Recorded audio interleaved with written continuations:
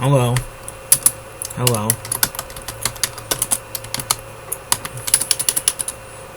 Telba served a number of very bloody raids. Raids in the Volgan Union, which is a Volgan government, where in the Volgan government was still after her, despite the truce with the Allies powers.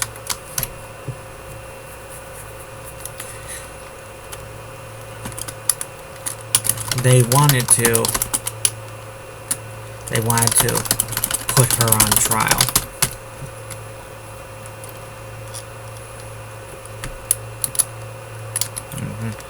Telba had no intention of ever letting that happen.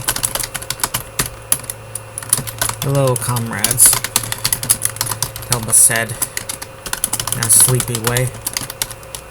She approached the campfire. Her Balkan accent clear as she spoke the English tongue. What's for breakfast? Telba asked as she sat down. She seemed oblivious to the native girl. She looked to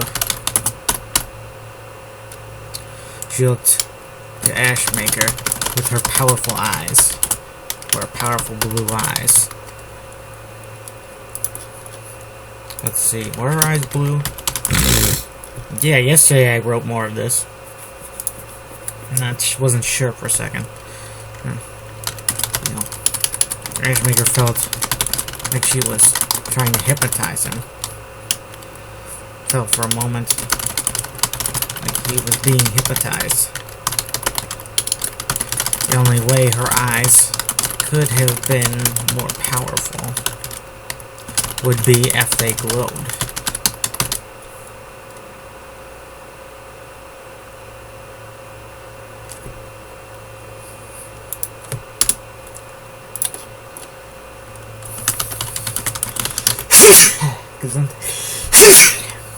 I always sneeze twice. Let's see. Let's see. Did she rampage? I'm not sure.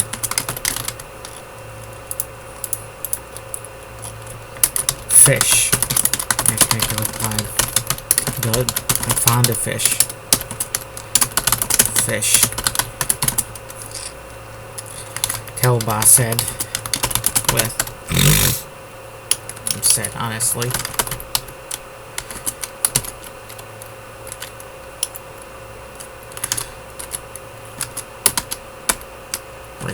Koldar. Let's see, Koldar. We Koldar are a coastal people, fond of our fish. The town where I was born had a mermaid statue at its center. And a lot of our myths revolve around dealing with mermaids.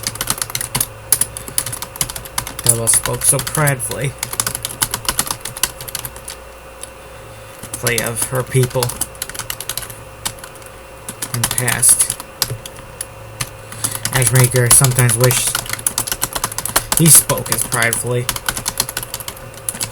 when Chromia was brought up.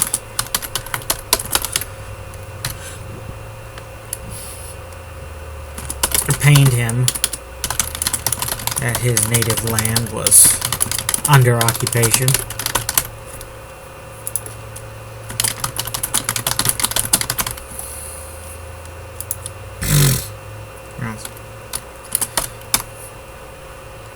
He would be happy.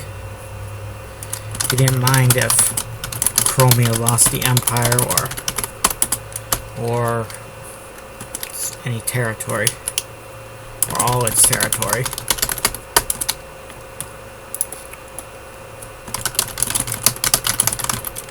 lost all its territory overseas.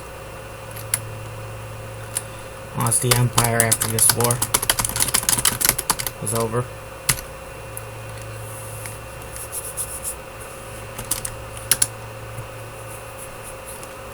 Crimea was still quite a place.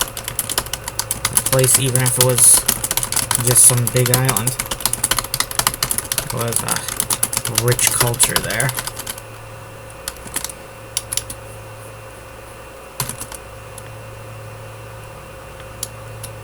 Culture there, divided among the various people. The Fortish, the Grandish, the... who else? The Chromish, the English,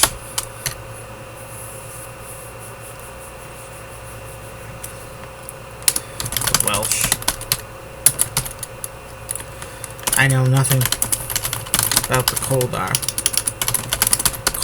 Besides what you told us.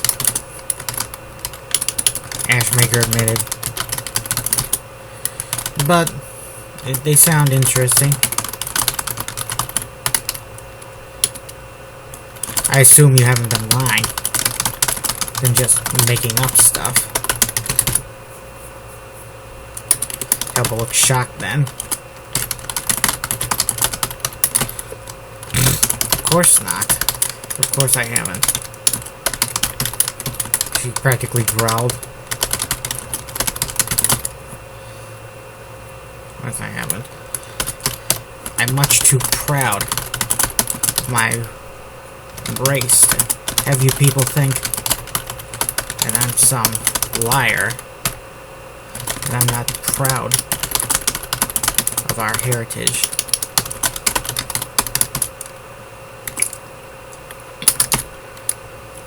What does your costume look like?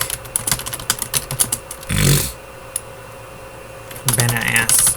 I'm like, what do you mean, costume? Telbai asked. Oh, the ethnic costumes.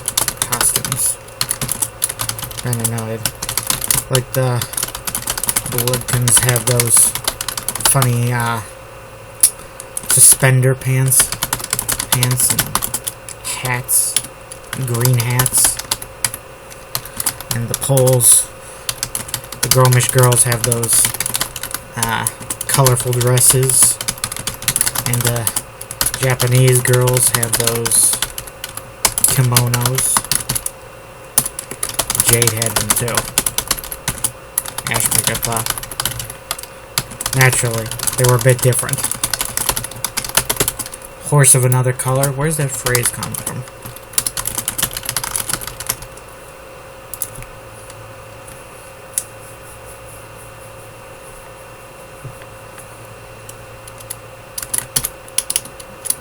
I understand.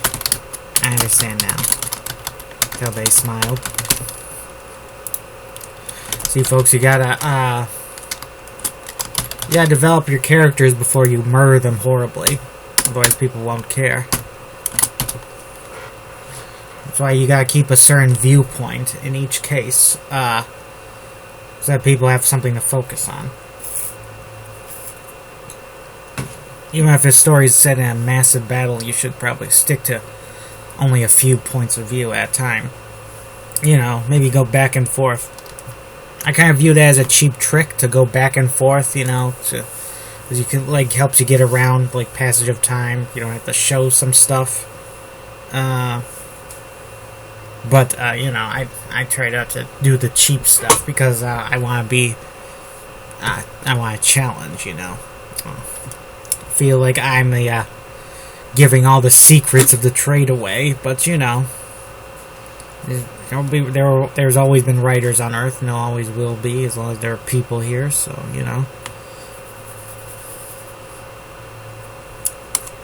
Let's see, I understand now. We have a lovely purple and gray costume that the Grim breasts in on holidays. That plus a Plus a lovely cap to match with the fur trim. Women are supposed to wear that. Wear this attire on their wedding day, on their first hunt or first wedding day, wedding day. Okay. A lot of girls back home have been seduced by chromish wedding dresses. They like all that fancy white lace and flowery stuff. Telba sounded like such attire disgusted her. Sounds like you'd fight in that purple dress outfit if you could.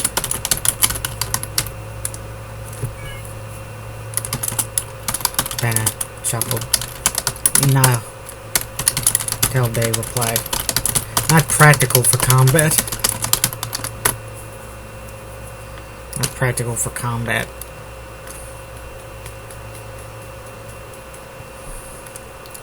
Yeah, have a conniption, computer.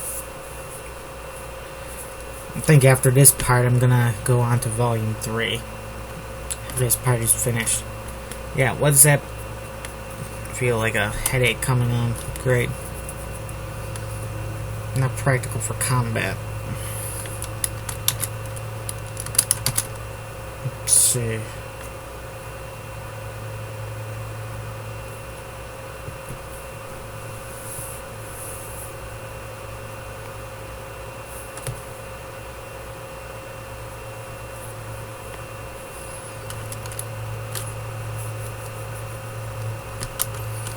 I would like to return home someday.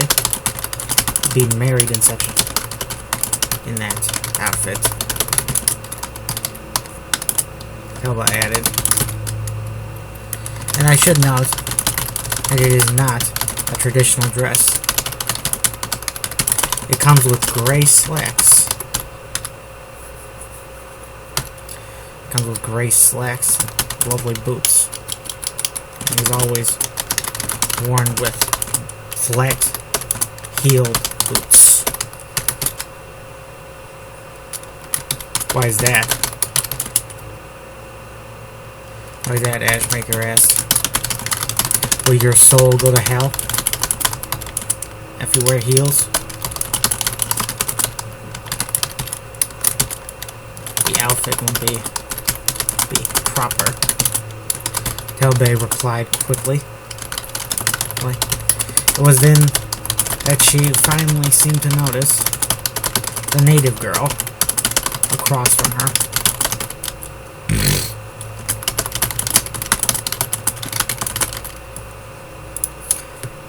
It was like the girl was some invisible spirit all this time. And Dami, in her guise, hadn't been talking. Just smiling and staring at Telba.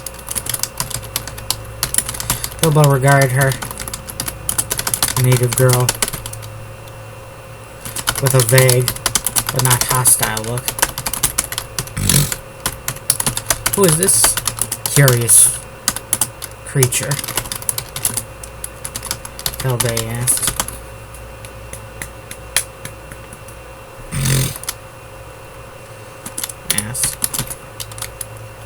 Is she a native of the island? Indeed she is. Let's see.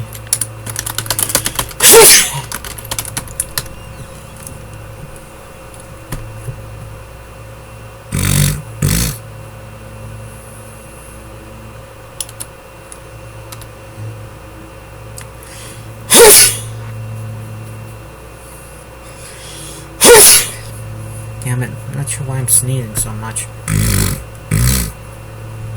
Indeed she is. She was found by Dominique earlier.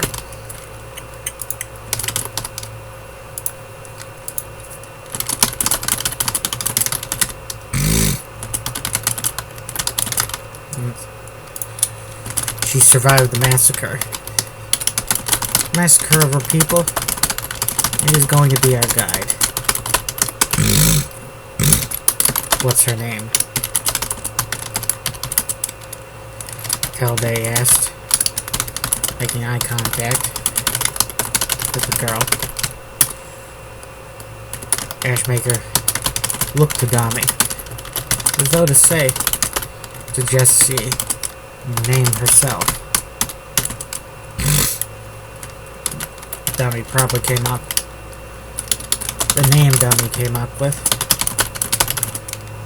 was probably something she made up in a moment.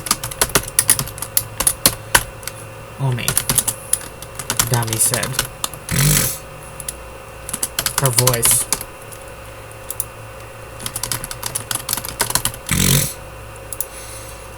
Her voice, different from its usual nature.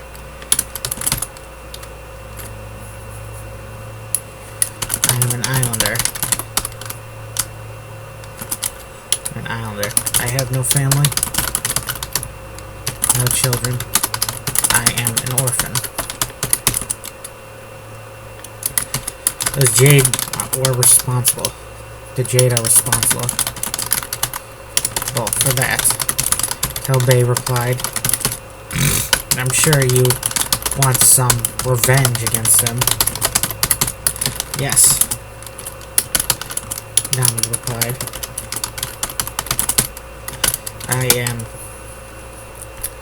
feeling very vengeful against them. She had said, Nami had said that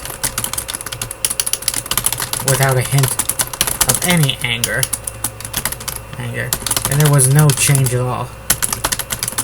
All from the happy expression she had so far. The entire time she was disguised.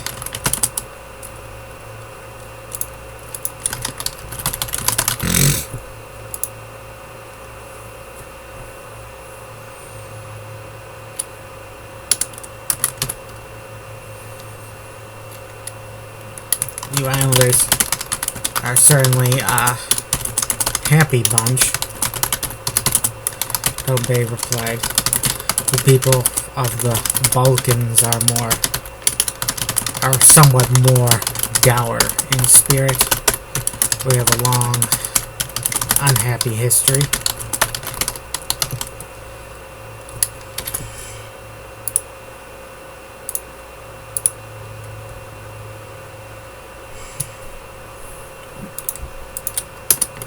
Kelday then put a hand to her heart. But we wear that history with pride, Kelday proclaimed. In an instant, Ashmaker pictured her in that fancy attire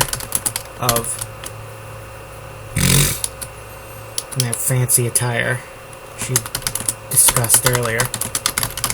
Maker imagined his picturing wasn't close to the reality. He was imagining her looking almost like some Tibetan Sherpa. Her attire all thick and manly looking on her. Thick on her for extra warmth. Thick on her. Like what someone would wear when climbing a frozen mountain. Let's see, this or that, check.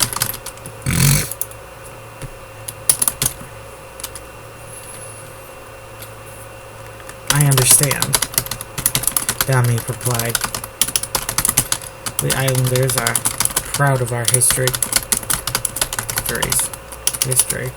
We inherited this land from the ancients. Your English is amazing, Kelday complimented. Almost as good as my own.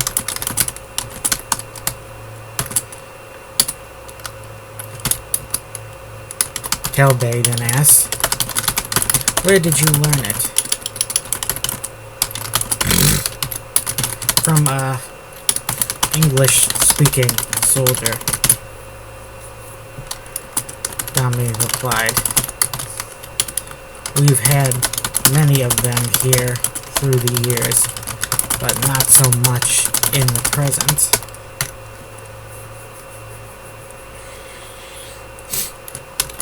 So, Zetin or Chromish soldier just sat with you day after day and taught you English? Hilba asked, making it sound like that was hard to believe. Asked in incredulous tone, as though she found it hard to believe.